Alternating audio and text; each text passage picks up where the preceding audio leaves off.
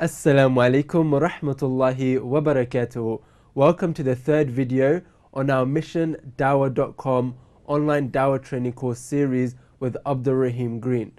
So far we have discussed how the Go Rap is an effective method to convey the message of Islam to a non-Muslim, and we've also discussed how we should agree upon common sense within our Dawah conversations. Now we're going to be going into the thick of the Go Rap, which is G for God's existence. So Abdurraheem, what are the reasons or what are the evidences to show that God exists? The two angles we can come at this from is, number one, the point of view of design. If we have an ordered universe, surely there must be something that ordered it, because that's our common human experience, where we see things working according to laws, according to patterns, according to systems. Our common sense, our common human experience tells us that's what's common sense. Reason tells us that something must have designed it, must have organized it. So it's perfectly rational, perfectly sensible to link the observation of design, the reality of order, with intelligence and power and will. Sure. So it doesn't prove as an argument that Allah, as we know Allah, exists, but what it indicates is an intelligent, wise, powerful being. Right. That's the first stage, because it's quite important in Go Rap that we're taking people through stages. Sure. So in a sense, we're explaining to them, this is A, this is B, this is C. It doesn't prove that this letter, this letter, and this letter yet makes this sentence or this poem or this whatever.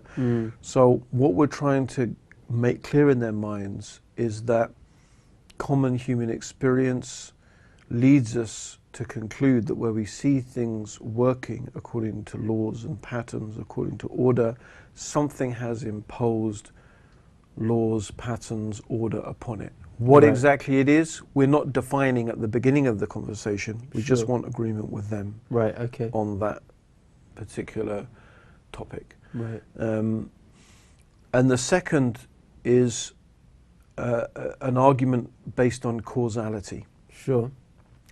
That everything that exists, everything that happens has a cause.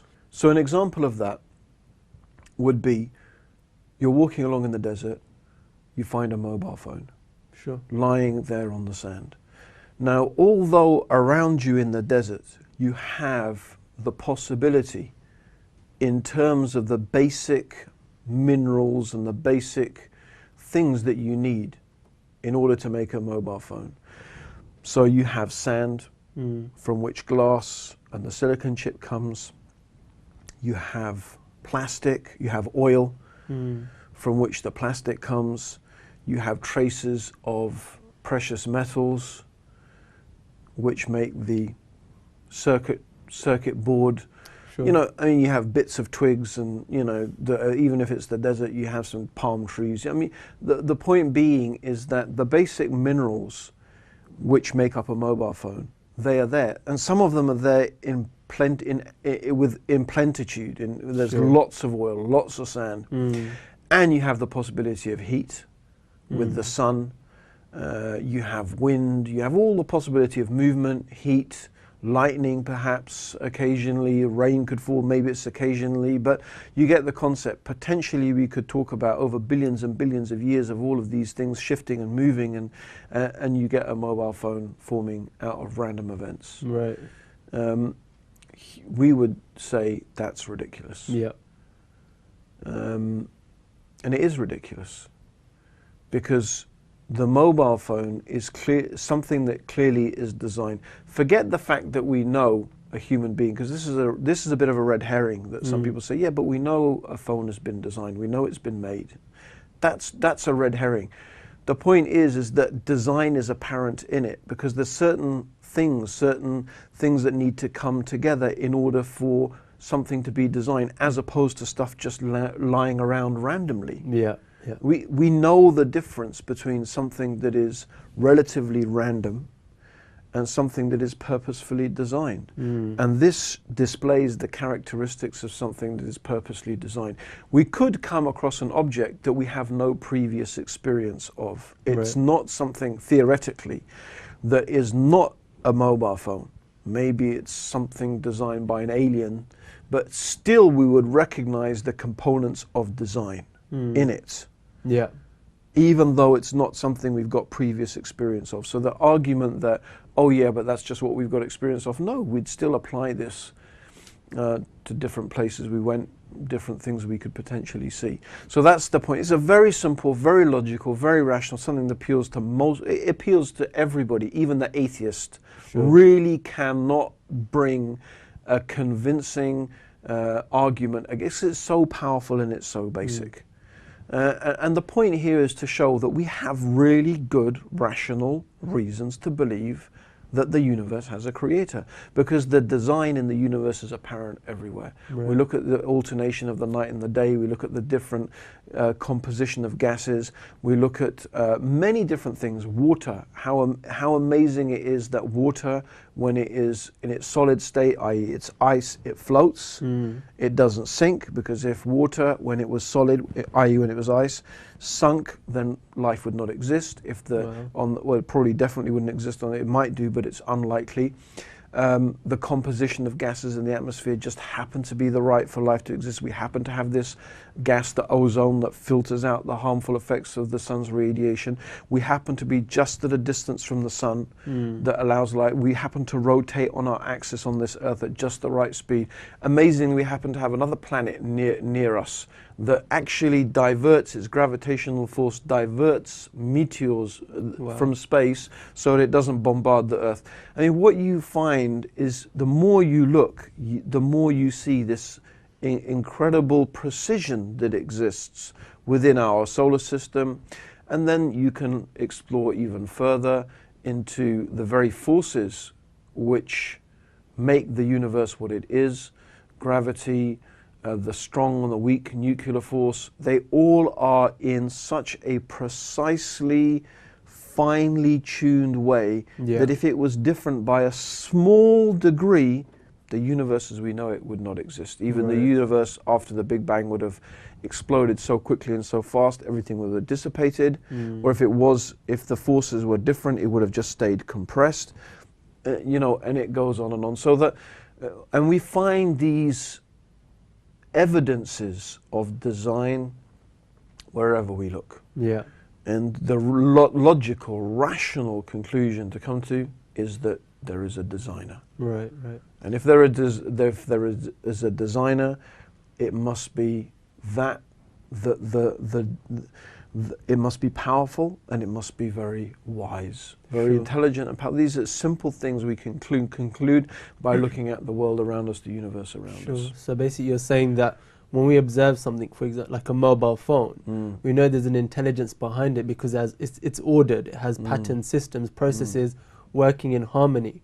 And when we look at our creation, we see the same things. Exactly. So that indicates that there's an intelligent designer that put us into existence. Absolutely. So what is the second argument that we know that God exists? The second argument is very simple. Everything that begins to exist has a cause. The universe began to exist, therefore it must have a cause. Very simple. Very, very simple. Everything that begins to exist, something must have caused it. Something must have brought it into existence. Because we do not accept, it goes against everything we know as human beings, it goes against the whole grain of common sense and reason, that things just spontaneously come into existence. If we were sitting here in this studio and we found a pink elephant in it, we would not presume that this pink elephant literally just appeared out of nowhere.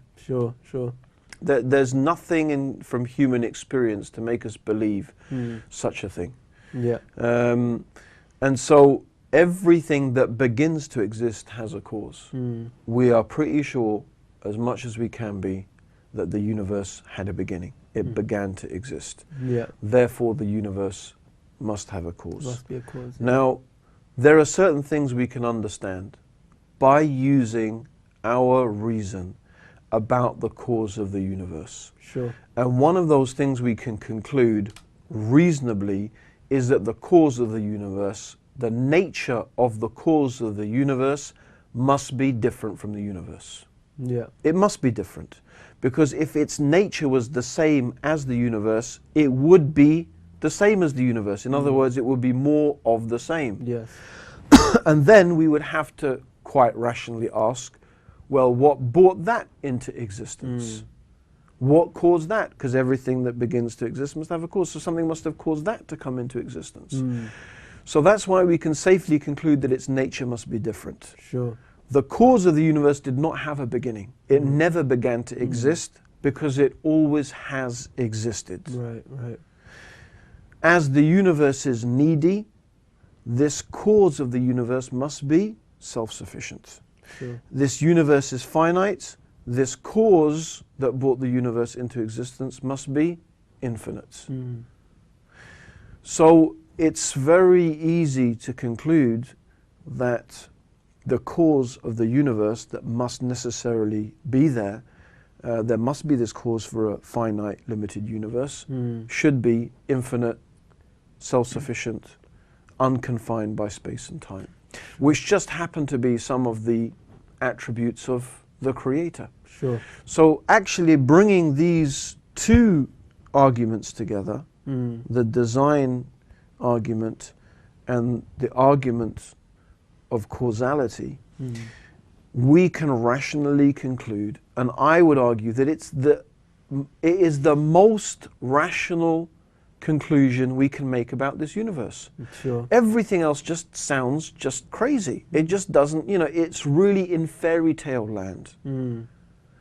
That there is a being that is infinite, that is self-sufficient, that is free of space and time, that is intelligent, that has will, and that has power.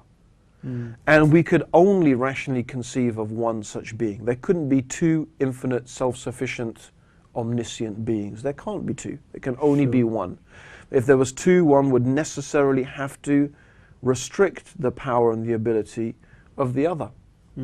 So it's not difficult to see how, using reason, we can come to believe in one eternal, self-sufficient being, creator, that is free from space and time, that is unique, that is one. It's a very, very rational conclusion to come to. And that's what most people call God, the God. Yeah. So it's using common sense and reason, it's very easy to see how we necessarily must really believe that there is a creator of this universe. Sure. So you're basically saying that, this universe itself, it had a beginning. And obviously we don't just assume something could just pop into existence from nothing. So we would never assume that with our universe, it must have had a creator behind it.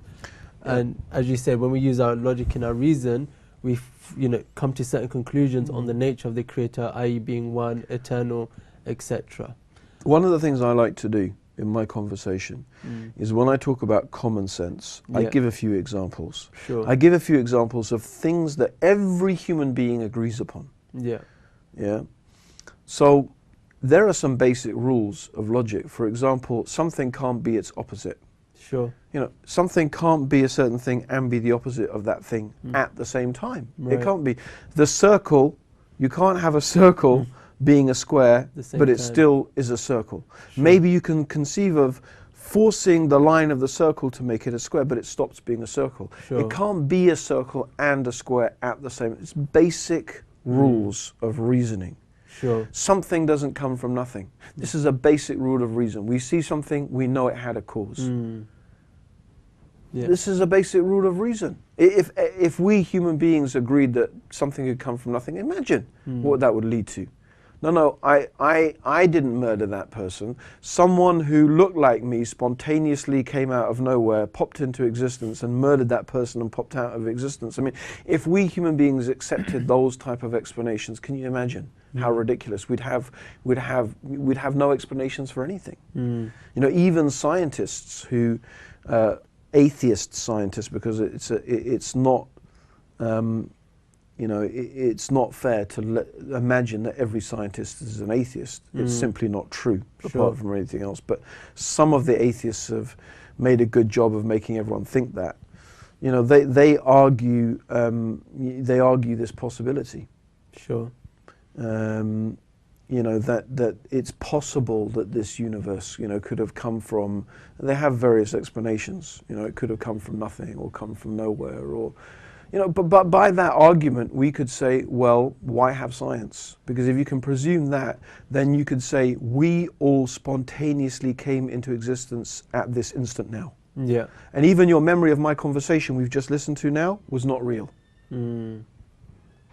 It's not real. The memory spontaneously came into existence at that moment. Right, yes. Yeah? And then why not all the geological formations and all their so-called proof of evolution? No, it didn't evolve, it didn't happen. It spontaneously just appeared like that randomly. Why not? That leads to absurdities, basically. It does lead to absurdities. If they're honest, they have to admit that if they're saying it's possible that such precise organized mechanisms as that we find in the universe could have spontaneously come into existence without anything ordering it, anything creating it, then why not say the same thing about the universe as it could have spontaneously came into existence right now, this instant? And then why have science? Yeah. It's basically what you call a non-argument. It goes nowhere. It takes us nowhere. And that's the problem. What can you do with such a thing? Yeah. And there's so many things that you could say are possibilities, but they're so ridiculous that we discount them. Right, right. You know, we discount them. We say, no, it's not something we can accept as being reasonable. And that comes back to it. We're being reasonable. Let's use our reason. What's reasonable, what's not. Yeah. So believing in God is very reasonable. Brothers and sisters, there we have it. 2 powerful reasons or evidences that you can now show people for the existence of God. Jazakallah khair, Abdurraheem Green. And as always, Jazakallah khair for watching. The next episode, we'll be talking about revelation. How we know that the Quran, which is the book of the Muslims, is from the creator of our universe. Assalamu alaikum wa rahmatullahi wa barakatuhu.